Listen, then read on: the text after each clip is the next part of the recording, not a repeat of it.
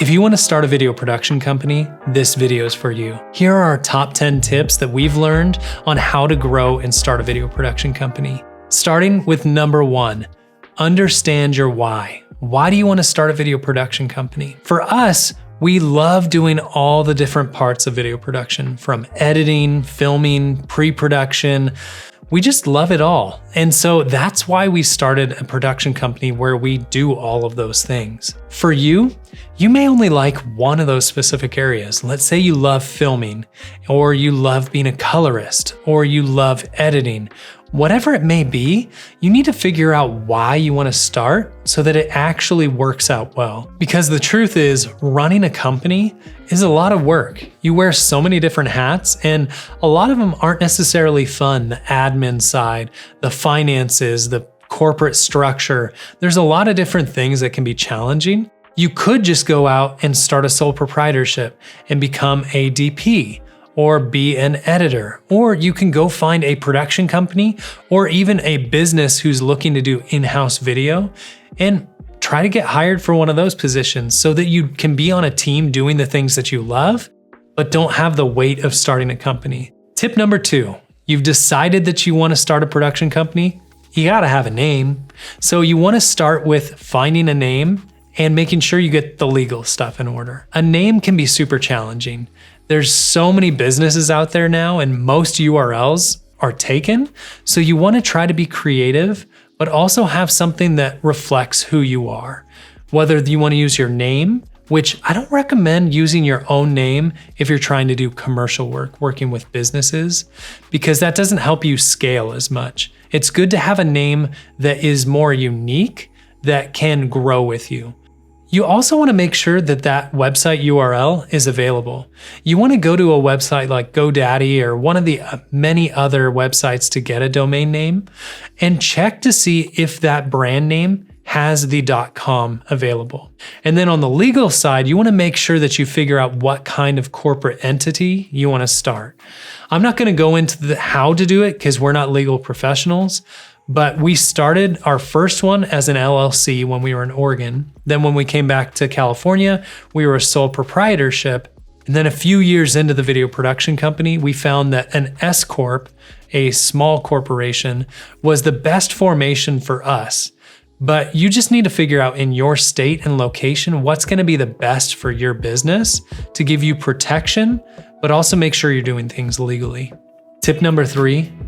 Build a killer portfolio. We talked in our last video about how you need to be making sure you make a lot of videos to really learn what you're good at and to help you get the clients that you want to get. And so we recommend either that could be working with other production companies and just subbing in for them. But another way is to do passion projects or spec work. You want to find projects that are in the line of work that you want to be creating. So for us, we started by doing a tourism video. We did it for the city of Oceanside, which is a small local city, instead of the city of San Diego. And that helped us to get some of our clients, like the county of San Bernardino. So make sure that you do videos that represent the kind of work that you want to do. So when you are going out there to try to find clients, it can reflect the work that they want to have. Tip number 4, you need to determine your niche. And that can either be a narrow niche or a wide niche, but you need to have some focus on what you're doing. For us, we decided to have a little wider niche to start and focus on working with businesses. That meant we didn't do weddings, we didn't do music videos, but we do have a lot of service offerings for businesses like testimonial videos, product videos, a lot of things in that vein. And by having a wide niche, it allows us to have a little broader net to have different kinds of videos that can lead people to come into the company. So someone who's looking for a product video can still be served by us, as well as someone who needs a recruiting video. If you want to, you can take more of a narrow niche approach and choose something very specific that you want to do. And by doing this, it allows your marketing to be even more compelling and effective. So let's say you do want to do music videos. If you focus in your entire portfolio is music videos, if your Instagram feed is music videos, if your YouTube is music videos, it's going to allow people to know that's what you specialize in. When you specialize in a specific area, it gives a lot of confidence to the client. They're going to be more confident hiring you over the other company who does some music videos, but also does corporate videos or maybe even wedding videos. You want them to come and think you are the specialist, and they want the specialist who can really help them solve their problem. Tip number 5, you need to start making a website and have social media.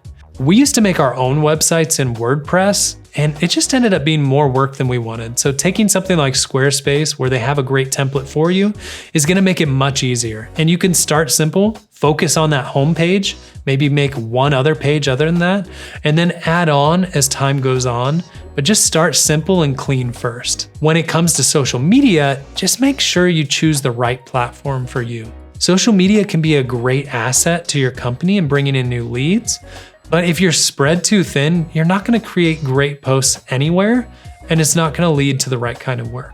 Tip number 6, you need to decide whether you wanna do retainers or one-off projects or a bit of both. Now, we've had the experience of working with both. We've had clients that we've worked with for 4 or 5 years now who are on a retainer. We have clients who we've worked with for a long time who each time they come, it's an individual project. One of the great benefits of a retainer model is that you have recurring business that comes in every single month, and it's money that you can count on.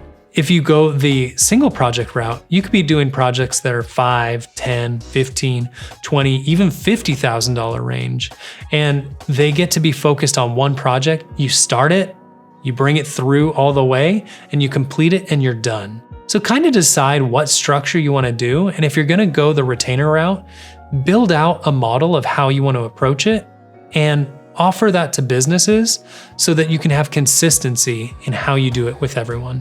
Tip number 7, you need to make sure you focus on lead generation.